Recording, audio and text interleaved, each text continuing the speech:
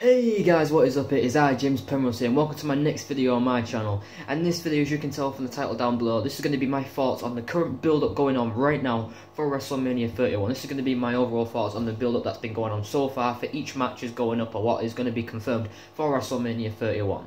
And we have a lot to cover in this video, so we're going to get right into the thick of things right now. Starting off with the build-up between Sting and Triple H. Now, I made a video a couple weeks ago in an individual video talking about my predictions for the match and who I think should win. And I said in that video that Sting should win because it's going to be his debut match with over 70,000 people at WrestleMania. And just for the fact that if you were to have Triple H win, it would really devalue Sting's debut after all the months and all the hype for Sting just to finally debut at Survivor Series, then moving his way up to debut on Raw to, you know, pretty much build at Fastlane with the confrontation with them two going at it. Just for them to have a match and to have Triple H win would really kill his steam that he had going up to debuting. That's where I really said that, in my opinion, Sting should win. The build-up for this match, it's kind of like it's similar to the Bray Wyatt and Undertaker build-up, because at the moment WWE's plans are to keep Undertaker off TV. Excuse me. But the plans for WWE are to have Undertaker stay off TV until WrestleMania, or the Raw before WrestleMania. And it's kind of like that with Sting, because we haven't heard one word from Sting on the mic yet. We have heard Triple H cut promos on Sting. We have had him with promos with Ric Flair, with this past Monday Night Raw with Booker T. And I loved those promos because when Triple H was talking to Booker T was pretty much telling Triple H, you know what, you can't control Sting.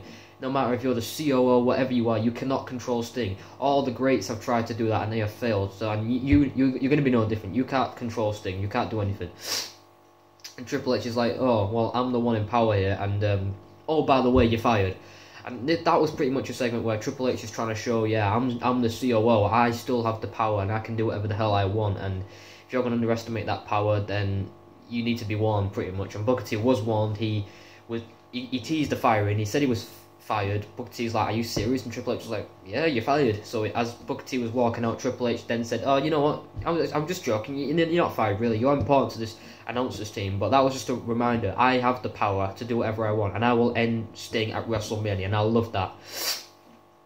And I love the fact that Sting really hasn't said much on the mic, and I'm glad that they're using him like that, because that's how he was used back in WCW, how he was most known, because he never really talked much, really. It was the guy who was silent, who would, like, come from the rafters out of nowhere, and would just attack pretty much. He would say a few things now and then, and when he did, he could speak, he can talk. No matter what, he's a great talker, but when he's at his A-game, his mojo is going, he's pretty much just for being the icon, the franchise Sting, and that's what we all loved him for. Going into WrestleMania, I stand by what I say. I want Sting to beat Triple H. If Triple H win, will I be pissed? Will I be pissed if Triple H wins? I'm not gonna lie, I kinda will be mad. I will be mad, just for that reason that you built this return up for Sting to finally debut at WrestleMania, only to have him lose, I think will be bad for business. So if you give the win to Sting, everyone will be happy with that. And it will get a good reaction from the crowd, live.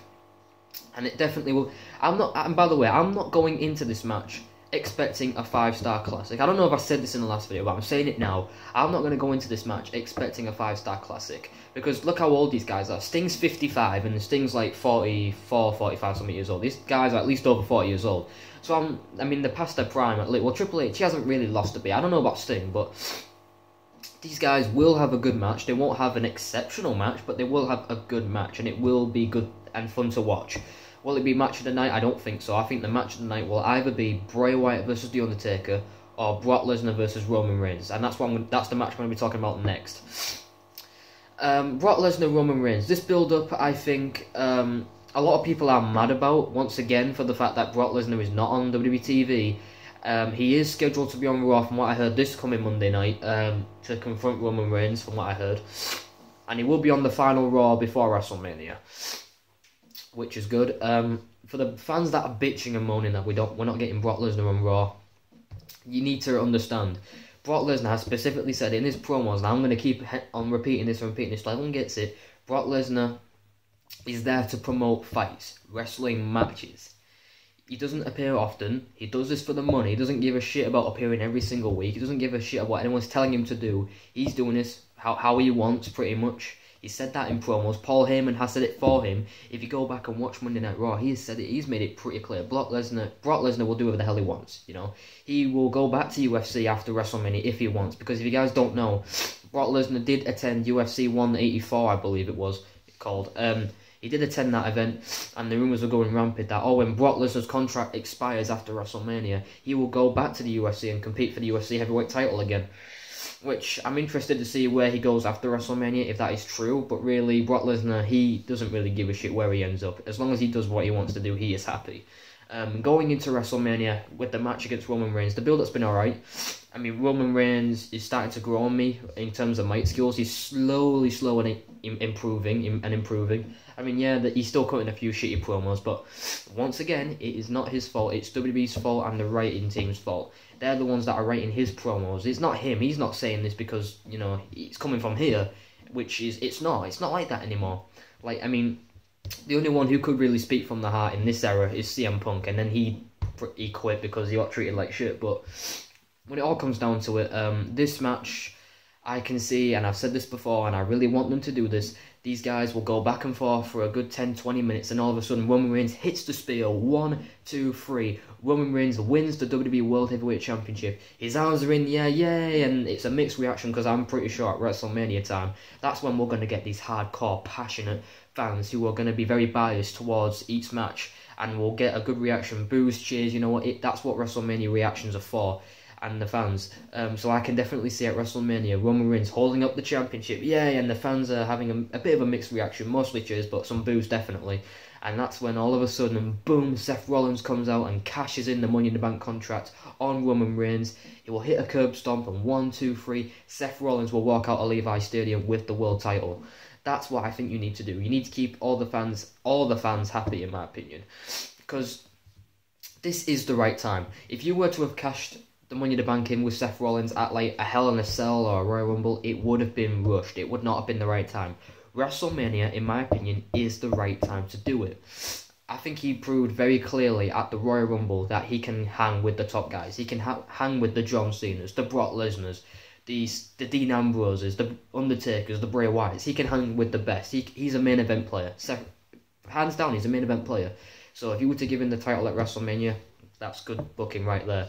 If Brock Lesnar were to retain and then have Seth Rollins cash in on Lesnar, that would be a swerve and all. If you'd have Lesnar actually retain the title, I would not expect that, because I think Roman Reigns will win the match by itself. Roman Reigns will win the match and then Seth Rollins will cash in. If Lesnar wins, then holy shit, that's a swerve. But I don't see that happening. Roman Reigns will win the match and then Seth Rollins will cash in. That's how they need to do it. If you were to have like Roman Reigns win the title and then Roman Reigns and Seth Rollins go on a feud for like Extreme Rules or Payback after Mania, would I complain about that? I would. I wouldn't be too happy, because if you were to have like Seth Rollins win the title at an Extreme Rules or a Payback, I don't think it would mean much. But WrestleMania, if you were to do it there, for the first time ever where a superstar does cash in the Money in the Bank contract at WrestleMania, that will be history. It will mean something. That's why I say it's the right time to do it. So that's what I really think there. Moving down the line, I want to talk about Undertaker and Bray Wyatt. I want to talk about this feud that's been going on right now, and quite honestly, it's well done at the minute. It's well done. Again, people are going to bitch, oh, we're not getting Undertaker on the show, oh, because of that build-up's been... Guys, chill your roll a bit, alright? You don't need Undertaker 24/7 on a Raw to make this build-up look good. I mean, once again, like I said in my last video, go back from 10 years ago, watch the build-up between Undertaker and Kane at WrestleMania 20. They had an outstanding feud, an outstanding build-up. Yeah, the match might have been shit, but overall, the build-up was superb. How you have Kane at Survivor Series, bury the Undertaker alive, and then at the Royal Rumble, Undertaker with the distraction, boom, the lights go out. Cost Kane the chance to go to WrestleMania for the title, you know, to win the Royal Rumble. And all of a sudden, after that, these creepy vignette promos will cut on Kane. The mind games will go on back and forth every week. It got the audience wondering, when are we going to see The Undertaker? It could be this week, it could be that week. And they left it until WrestleMania, and it got a good reaction in Madison Square Garden. That's what, I'm pretty sure that's the route they want to go with again. And honestly, it's superb. I love it. And I love the promo that Bray Wyatt cut this past Monday night on Raw, saying, oh, I would go to the ends of the earth just to see your face, Undertaker. I am the new face of fear. I am the eater of worlds. find me, and there's the casket on the stage, and he sets the casket ablaze, and he's shouting at the casket, find me, and honestly, I got chills watching that. I was a bit disappointed, yeah, because we didn't get an answer from The Undertaker in terms of a promo or a voiceover. That's what I was expecting, but I think they want to save it for either next week or the Raw before Mania, which I am fine with. I have no problems. Going into the match, I don't know who I want to win. I really don't know what to win, but then again, I'm going to be talking about that in an individual video, like I said, so you guys got to stay tuned for that. So no complaints there, the build-up's been well done. Now I want to get into the Andre the Giant Memorial Battle Royal. Yes, that is returning. And I really hope that whoever wins the Battle Royal this year goes somewhere with it and actually does something. Because last year, when Cesaro won the Andre the Giant Memorial Battle Royal, he was, the night after WrestleMania, was put with Paul Heyman, and they were doing a thing with Jack Swagger, and he was getting involved in like a triple threat match at Extreme Rules, and once Cesaro broke up with Paul Heyman, it was pretty much, he went downhill from there. I remember at Battleground, he got eliminated in the Battleground Battle Royal by Heath Slater. Fuck that, I say. WWE dropped the ball with Cesaro there. I mean, only just now are they repackaging Cesaro in terms of, like, trying to boost his popularity back up. Right now, he's with Tyson Kidd, and he's with one half of the Tag Team Champions, which is good right there. This year, I really want the winner to actually do something and use it to build his career, whoever it may be. As it stands, I don't know who's in the Battle Royal. So far, the participants that are in the match are mostly jobbers. The only guy that's a mid-carder, good mid-carder is Ryback. The Miz is in there as well. I could definitely see, though, because Damien Mizdow was in there, I can definitely see it being Miz and Mizdow, the last two guys, and them going at it. That would be a swerve right there. But for right now, who do I pick to win the Battle Royal? I'm going to go with Ryback. At the minute, it could change, my prediction could change, but for right now, I'm going with Ryback. We have guys like Zack Ryder, Adam Rose, Fandango, they haven't got a chance in hell. I mean, Zack Ryder, if WWE wouldn't have dropped the ball with him years ago, I would have gone with him now, but now, once they drop the ball, and they've just shown they don't give a shit. So, as it stands, I'm picking Ryback to win that. Moving down the line, we have the ladder match returning, the ladder match gimmick returning for WrestleMania 31, with the Intercontinental Championship being hung above the ring in a ladder match, with Bad News Barrett defending the IC title. Honestly, that is, whoever came up with that had a good idea there, because that is phenomenal, just brilliant. This is how you get mid-card titles prestige raised. The participants we have so far, we have Bad News Barrett, obviously, he's a champion, going up against R-Truth, Dean Ambrose, Luke Harper, and the newest entry, Dolph Ziggler. So, the prediction of the match between Daniel Bryan and Dolph Ziggler, it's out the window now, because Dolph Ziggler's in the ladder match. So now I'm really starting to think that Daniel Bryan will be the sixth guy added into this ladder match, because I think it's a six-man ladder match they're making out to be. So I think the last entry will be Daniel Bryan, because he's been having like segments with Bad News Barrett and matches involving him and Dean Ambrose and R-Truth. So I really think if you're going to put him in the ladder match, that would make sense. And I'm going to say right now, if you were to give the Intercontinental Championship to Daniel Bryan in the ladder match, I would have no complaints whatsoever. I mean, all these competitors have a good chance of winning, except for R-Truth. I don't know why he's in this match, really. He's just thrown in there, really. Yeah, he doesn't have a chance of winning. But whoever else wins other than R-Truth, I won't complain. If R-Truth wins, I will be pissed. I will be pissed. Because really, I don't know if I'll be able to buy him as an IC champion. I really don't, because they've really been doing nothing with him for like the last year or two. You know, he was tag teaming with Kofi Kingston and that went nowhere. It was a fail. If Daniel Bryan is added to the match, I'm probably going to pick him. But since it's not confirmed for right now, I'm going to pick either Dean Ambrose or Dolph Ziggler to win this match. I don't see Luke Harper winning it. If he does, then I'm not going to complain. But for right now, I'm going to pick either Dolph Ziggler or Dean Ambrose. Those are the two guys that I can see winning this match. And honestly, if Bad News Barrett were to return, that would definitely make him one of the most credible IC champions of the past few years at the minute, because we haven't, like I said, we haven't seen a ladder match at WrestleMania since WrestleMania 26. You know, when Jack Swagger won the Money in the Bank contract and cashed it in on Chris Jericho on SmackDown. We haven't seen it since then. So, and to have it defending for the IC Championship, really, that's a good solid thumbs up right there. So yeah, no complaints there.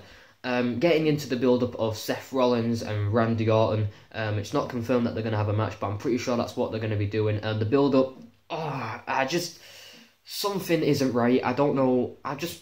The build-up's wrong in my opinion. I'm sorry, but the build-up's wrong. How you have Randy Orton burying the hatchet with Seth Rollins, on the Authority, having him pretty much help Seth Rollins get the win over bloody John Cena, I believe he faced on Raw. That was stupid in my opinion. If you want Randy Orton, I don't understand. You have Randy Orton, before he got taken out back in November, he was getting, the popularity was growing and growing and growing. The RKO vines, out of nowhere, RKO. They could have capitalised on that, and they were doing for the first couple of weeks, having Randy Orton cutting these quick, fast, sharp promos. Oh, I just want to take his head off, I want to take his head off, I'm going to deal with the situation because you won't do it. He's talking quick. And it was a refreshed package Randy Orton. And then when he got taken out and he came back at Fastlane, he made an impact, pretty much attacked everyone there is. And then on Raw, it went down in my opinion. It went down. Having him burying the hatchet with Seth Rollins, him shaking hands and picking up Seth Rollins, giving him a pat on the shoulder. I'm like, no, this is not what he should be doing. He should be beating the motherfucking shit out of Seth Rollins. If you want these two guys to have a feud at WrestleMania, you need to have these guys in contact. And I'm talking, boom, in contact. Not this, oh, I'm going to have you back, Seth Rollins. I got you back, buddy. Oh, yeah, okay. No, stupid, in my opinion, stupid. I think by next week, you need to have Randy Orton attack Seth Rollins, or Seth Rollins attack Randy Orton again. Because I'm sorry, I mean, in one sense, I can understand it, because the Authority does want these two guys to get along, because, they see Seth Rollins as the undisputed future of the WWE, and Randy Orton, they still see him as the face of the company, so I guess it makes sense, but still, if they're going to have a match, I don't think this is the proper build-up. I really think by next week, these two guys really need to get in physical contact and just beat the hell out of each other in a brawl. That's what I think you should do, and then build it up from there. Once this match is confirmed, and I'm sure it will be confirmed, I would have Seth Rollins go over. If he's going to cash in on Lesnar or Roman Reigns in the main event, I'd say you need to make him look strong going into that cash-in, or going into the championship reign the night after WrestleMania, by having him beat Randy Orton. I think if Randy Orton wins, I don't think he has anything to gain, even though he's come back and he does look good. Don't get me wrong, he looks good going into Mania, but it's the wrong build-up in my opinion. It's not. I'm not saying it's shit. I'm just saying it's not the way I would have done it. But then again, anyone can do anything differently, so it's no big deal. But then again, I think Seth Rollins needs to beat Randy Orton, needs to look good going into his potential cash-in moment at the end of WrestleMania. And after that, I hope he goes on a good reign. And I'm just hoping that once he cashes in at WrestleMania and goes on the reign, because I'm pretty sure they want to do a Seth Rollins and Roman Reigns feud, for like Extreme Rules or Payback, and they're going to have a couple matches in like an Extreme Rules match or cage match or something like that.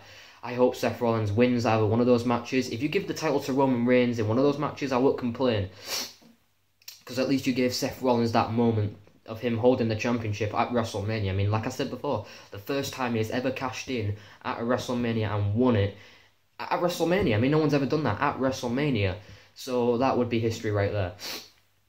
So this match, I can see being a pretty good match.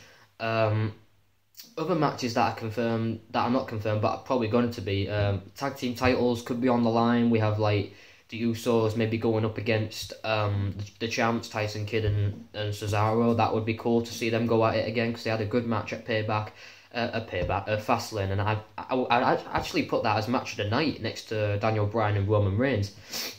They do work well together. I say you make a triple threat tag team. You put in, let's say, you have the Usos, Tyson Kidd and Cesaro, and then you have, like, I don't know, New Age Outlaws, APA. I mean, we saw them come back on Raw Reunion. Maybe why don't you bring them back for one night only? That would be cool. And have, like, Tyson Kidd and Cesaro beat all three of these teams, make them look good as tag team champions. That's what I suggest you do. Or maybe they'll just do a single tag title match with the Usos and Tyson Kidd and Cesaro. That I won't complain there. So yeah, this has been a long video, nearly coming up to 20 minutes. So that's a long video. Normally when a video is this long on my phone, it takes like forever and ever to upload it.